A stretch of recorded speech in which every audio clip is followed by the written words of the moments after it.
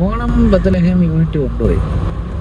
എന്റെ അമ്മു ചിരിച്ചിരിച്ച് ഒരു രക്ഷയില്ലാത്ത ഇതായി. ഒന്നുകൂടെ കാണണം.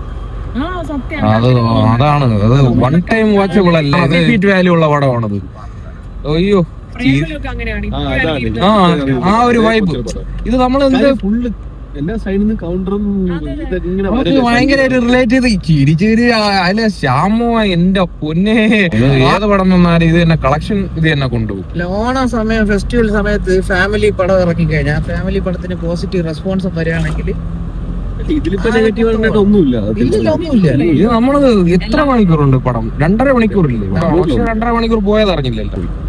മമിത ഇപ്പം ശരിക്കും പറഞ്ഞ ഭാഗ്യ നടിയായി. 10 വർഷമായി. 10 വർഷത്തിനിടയ്ക്ക് എത്രയോ 100 കോടി സിനിമകൾ ഇപ്പൊ അടുപ്പിച്ച് ഇപ്പൊ 4ാമത്തെ 100 കോടി എന്തോ അടുപ്പിച്ച്. എന്തായാലും പോകും, ഇതെന്തായാലും നല്ല പോകും. ഇത് 100 കോടി ഓരോ സിനിമയിലും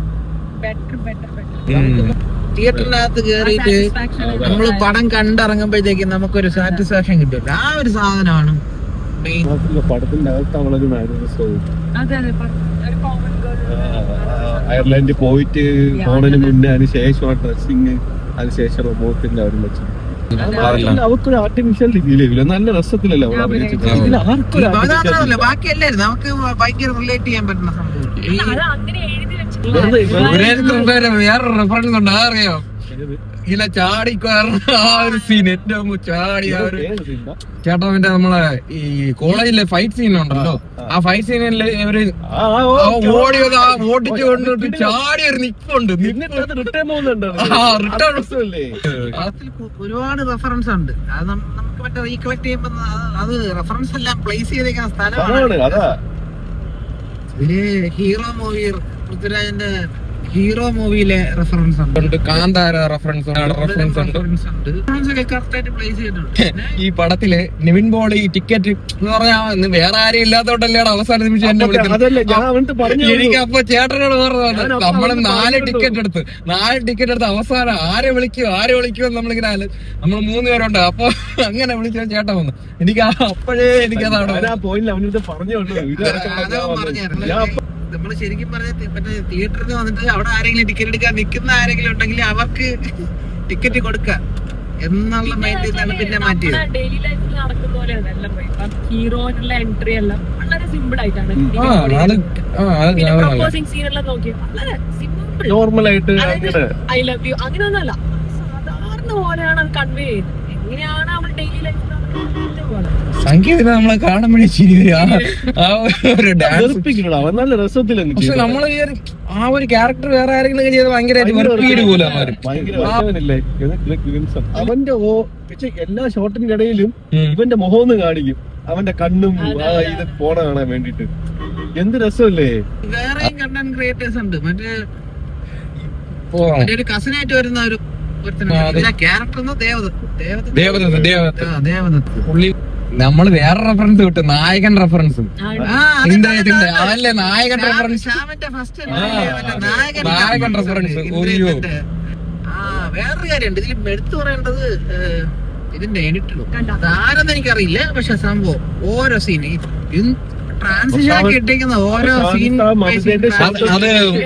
മറ്റേ വേറൊരു ഇതില് മമിതയെ കാണിച്ചിട്ട് അടുത്ത് നിവിൻ പോളിയെ കാണിക്കുന്ന ഒരു ഇതുണ്ട്, ആ കിടന്നിട്ടുള്ള അത് തന്നെ ആ ഒരു പാട്ടും പെട്ടെന്ന് ഇത് വന്നത് അത് കൊള്ളായിരുന്നു. അത് മറ്റേത് വേറെ കാര്യമുണ്ട്.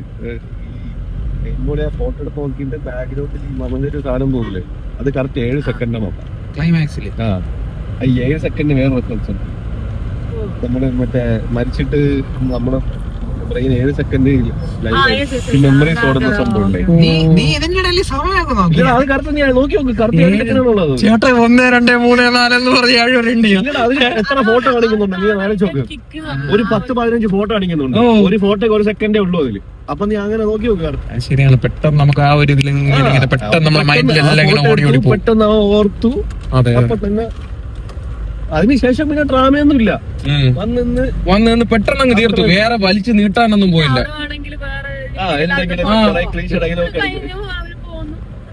ആവശ്യമില്ലാത്ത ഡയലോഗ് ഒന്നും ഇല്ല, കേട്ടിട്ടില്ല. എല്ലാം കറക്റ്റ് എവിടെയാണ് എന്ത് വേണോ അത് പറഞ്ഞിട്ട് അങ്ങ് പോകുന്നുണ്ട്. പക്ഷെ ഇതിലെ ഇവരെ ബത്ലഹേം ടീം മറ്റേ ഓണം പരിപാടി അതിന്റെ വീഡിയോ അത് രസം ഉണ്ടായിരുന്നു. അതില് പുള്ളി സുരേഷ് കൃഷ്ണ എന്ന് പറയുന്ന കേട്ടില്ലേ, എനിക്ക് അര പോയിന്റ് മതി. അത് കണ്ടായിരുന്ന സിനിമയുടെ പേര് പറഞ്ഞു, എന്തോ ഡേവിഡ് എന്തോ ഒരു പടം.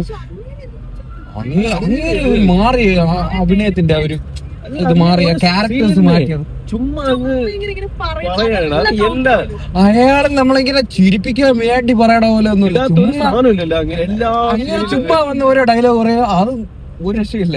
എന്തൊക്കെ പറഞ്ഞാലും ഗിരീഷ് ഏടി ഈ പേര് കേട്ടോ നമ്മൾക്ക് പടത്തിലോ ഇയാളുടെ പേര് എന്റർടൈനർ ആണോ? ഓക്കെ, ഗിരീഷ് ഏടി ഒരു എന്റർടൈനർ ആണോ? നമ്മൾ പൈസ പോയെന്നോ അല്ലെങ്കിൽ നമ്മളെ സമയം പോയെന്നോ ഒന്നും തോന്നൂല പുള്ളിയുടെ അവിടെ കണ്ട. അതല്ല എക്സ്ട്രാ കയറി വന്നാലേ ചേട്ടൻ ലാഭമായില്ലേ. ശരി, ഒന്നുകൂടെ കാണാൻ.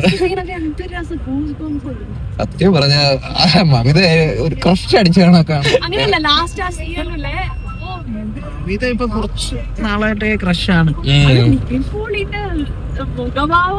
ചില സീനില് ഡയലോഗ് ഇല്ലെങ്കിൽ അയാളെ എക്സ്പ്രഷൻ കാണുമ്പോൾ നമുക്ക് ചിരി വരും. എന്റെ പറയും, മോഹൻലാൽ ചിരിച്ച കാണുന്നവര് ചിരിക്കും, കരഞ്ഞാ കരയും. ഒരു സീനിൽ ഇങ്ങനെ വന്നപ്പോഴല്ലേ ആ സിറ്റുവേഷൻ 96 റെഫറൻസും ഉണ്ട്. അത് നമ്മള് വിട്ടുപോയി. നമ്മള് നല്ലോണം ചിരിച്ച് നല്ല ഇടയ്ക്ക് ഒരു ചെറുതായിട്ടൊന്നും ഒരു കണ്ണ് നിറഞ്ഞു ഒരു ചെറുതായിട്ടൊന്നും അത് നമ്മളെ ജീവിതം അത് ഫീൽ ആവും. നമ്മളോ അതിലോ ഇൻവോൾവ് ആയി.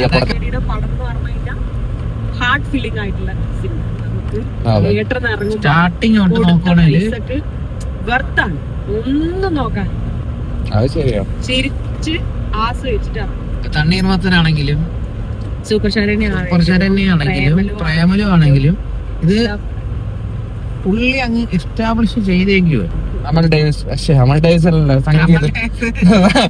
കാരണം ഈ സിനിമയില് അവരുടെ പേര് ജസ്റ്റിൻ ഡേവിസ് എന്നാണ്, മനസ്സിലായില്ലേ? ജസ്റ്റിൻ ഡേവിസും വേറൊരു റെഫറൻസ് ഇടയ്ക്ക് വരുന്നുണ്ട്. അത്ര പേര് ശ്രദ്ധിച്ചിട്ടുണ്ടെന്ന് അറിഞ്ഞൂടാ.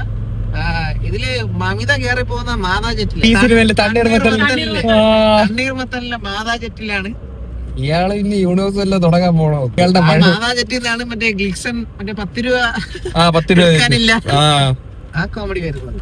എന്റെ ഷോർട്ട് ഫിലിമിലെ നായകനൊക്കെ ഉണ്ടല്ലോ, വിനീത് വിശ്വസ്, മറ്റേ പഴയ അങ്കമാലി. പുള്ളിയുടെ ഈ പടം എല്ലാ കഴിഞ്ഞ പടത്തിലും എല്ലാ സൂപ്പർ ശരണ്യയിലും സാറായിട്ട് വന്നു. അതാണ് പടം. എനിക്ക് സത്യം പറഞ്ഞ മറ്റേ ഇതുണ്ടല്ലോ,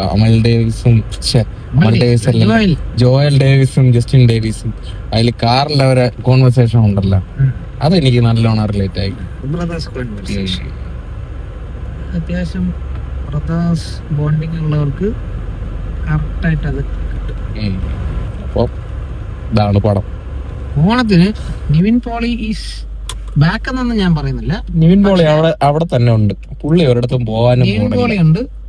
നിവിൻ പോളി ഇത് പക്ക നിവിൻ പോളി പടം. വേറെ ഒന്നും പറയാനില്ല. നിവിൻ പോളി പടം എന്ന് പറയാൻ പാടില്ല. ഒരു ഗിരീഷ് ഏടി ചിത്രത്തിൽ നിവിൻ പോളിയുടെ ഒരു അടിപൊളി പെർഫോമൻസ്, പിന്നെ മമിത അത്രേ ഉള്ളൂ. എല്ലാരും പോയി കണ്ടോ. ശരി എന്നാ.